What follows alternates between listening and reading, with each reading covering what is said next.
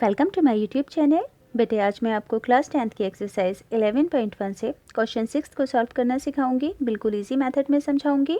Video को lengthy नहीं बनाऊंगी, बिल्कुल शॉर्ट में समझाऊंगी। इसी वजह से स्टेप्स ऑफ कंस्ट्रक्शन मैंने पहले ही लिख लिए हैं।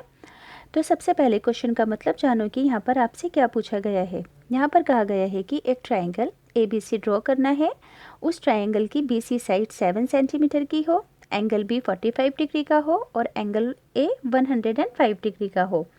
पहले ये वाला ट्राइंगल बना लेते हैं, फिर सिमिलर ट्राइंगल बनाना तो बिल्कुल इजी है। अब तक आपकी प्रैक्टिस हो गई होगी, पिछले 5 क्वेश्चन में भी समझाया है। तो मैंने सबसे पहले BC 7 सेंटीमीटर इसका बेस ले लिया है। यहाँ पर मैंने लाइन ड्रॉ कर दी है। तो फर्स्ट स्टेप ऑफ कंस्ट्रक्शन में लिखोगे कि draw a line BC of 7 centimetre. अब हमें क्या करना है कि एंगल B पर 45 डिग्री का एक एंगल बनाना है। तो 45 डिग्री का एंगल बनाने के लिए बेटे पहले 90 डिग्री बनाना होता है, क्योंकि 90 का हाफ 45 होता है। तो कंपास में अपनी मर्जी से आपको कोई भी लेंथ खोलनी है। 90 डिग्री आपको बनाना ही आता होगा इस तरह से। अब कंपास को बिना छोटा बड़ा किए एक बार यहाँ पर रखकर आर्क लगाना है और एक बार इस तरह से यहाँ पर। अब कंपास को यहाँ पर थोड़ा सा खोलेंगे, एक बार इस वाले पॉइंट पर रखकर आर्क लगाओगे ऐसे, फिर इस वाले पॉइंट पर रखकर आर्क लगाओगे। अब यहाँ पर आपको लाइन ड्रॉ करनी है। तो ये 90 डिग्री का बन जाएगा और आपको पता है कि 90 का हाफ क्या होता है 45 डिग्री। तो 45 को बनाने के लिए एक बार इस वाले पॉइंट पर रखकर लेग रखोगे कंपास की, और फिर एक बार इस वाले पॉइंट पर कंपास की लेग रखोगे। यहाँ से लाइन ड्रॉ करनी है। तो ये B पर 45 डिग्री का एंगल बन जाएगा। यहाँ पर 45 डिग्री लिखना ज़रूरी है, यहाँ पर याद से लिख देना। इतनी बात समझ में आई। पहले 90 डिग्री कंस्ट्रक्ट किया, 90 बनाने के बाद एक बार कंपास की लेग इस पॉइंट पर रखी और एक बार कंपास की लेग इस पॉइंट पर रखी। यहाँ पर 45 डिग्री का एंगल बन गया। अब कहा गया है कि एंगल A 105 बनाओ। अब बेटे यहाँ पर आपको एंगल A का तो कोई भी पॉइंट नहीं दिख रहा है, ये तो C आ गया। अब A यहाँ पर भी हो सकता है, यहाँ पर भी हो सकता है, यहाँ पर भी हो सकता है। तो A पर तो 105 नहीं बन सकता है। तो अब हम क्या करेंगे कि A पॉइंट को लाने के लिए C पॉइंट को फाइंड करेंगे। C पॉइंट को कैसे फाइंड करोगे, जैसे कि आप जानते हैं एंगल सम प्रॉपर्टी। यहाँ पर B क्या है 45 डिग्री, एंगल A क्या है 105 डिग्री। तो C पॉइंट यहाँ से हमें फाइंड करना है।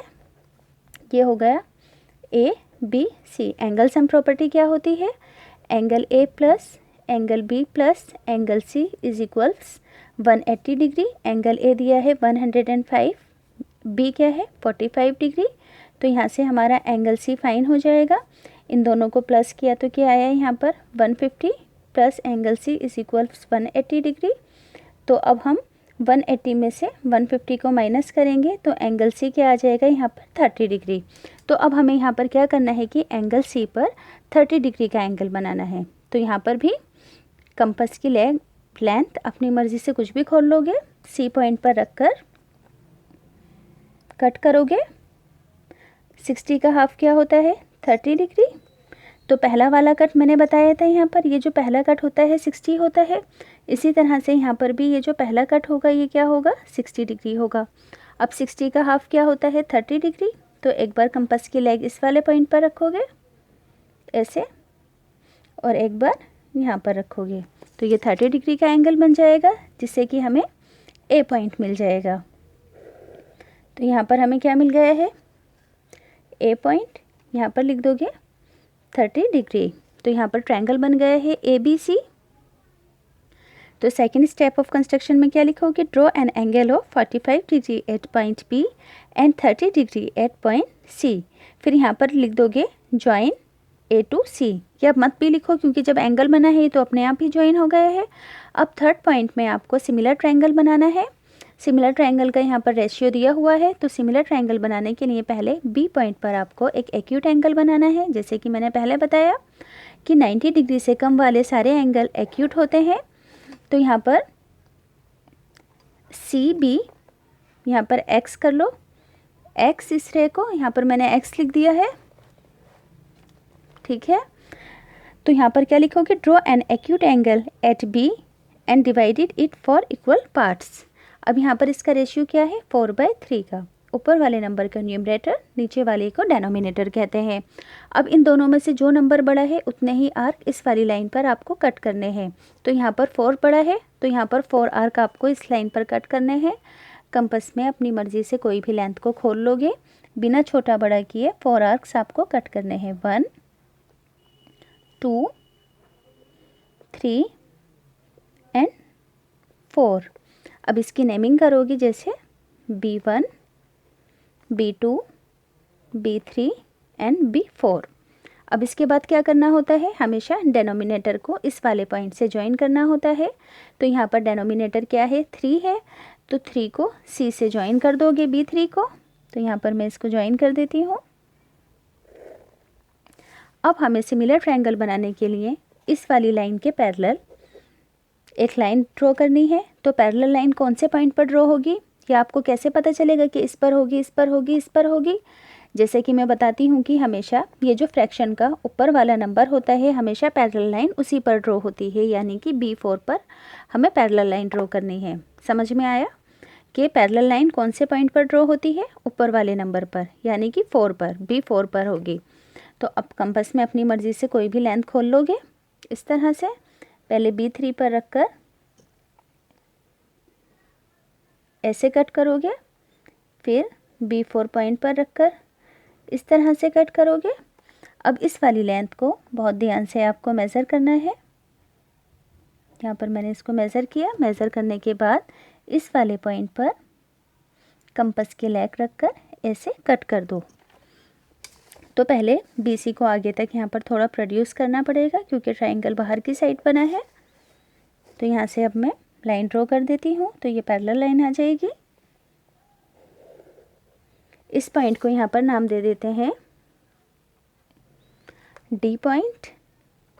तो स्टेप्स ऑफ कंस्ट्रक्शन में क्या लिखोगे, पहले हमने क्या किया था, ज्वाइन किया था B3 को C से, तो ये 4th पॉइंट हो गया। 5th पॉइंट के अंदर हमने क्या किया है कि D B4 parallel line draw की, किसके, B3 C के। ठीक है, यहाँ पर हमने क्या किया है कि इस वाली लाइन के पैरेलल ये वाली लाइन ड्रॉ की है। तो लिखोगे draw a parallel line B4D, जो कि पैरेलल है किसके, B3 C के। अब ऐसे ही ऊपर इस वाली लाइन के पैरेलल एक और पैरेलल लाइन ड्रॉ करनी है। तो यहाँ पर हमें कौन से पॉइंट पर करनी पड़ेगी, D पॉइंट से पैरेलल लाइन ड्रॉ। तो यहाँ पर आप अपनी मर्ज़ी से किसी भी लेंथ का कंपास खोल लोगे, C पॉइंट पर रखकर इस तरह से कट करोगे, फिर D वाले पॉइंट पर रखकर इस तरह से कट करोगे। अब इस वाली लेंथ को बिल्कुल ध्यान से मेज़र करोगे। पहले इस वाले पॉइंट पर रखकर ऐसे कट लगा दोगे। अब यहाँ से लाइन ड्रॉ कर लोगे, तो ये पैरेलल लाइन आ जाएगी।